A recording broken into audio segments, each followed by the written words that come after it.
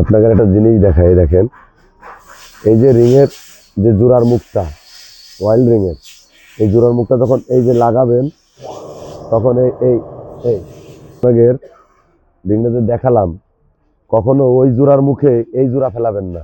সবসময় নিয়ম, ওই জোড়ার মুখ ওই পাশে দিচ্ছেন, ওর সোজা একদম মাঝখানে এই জোড়াটা দেবেন।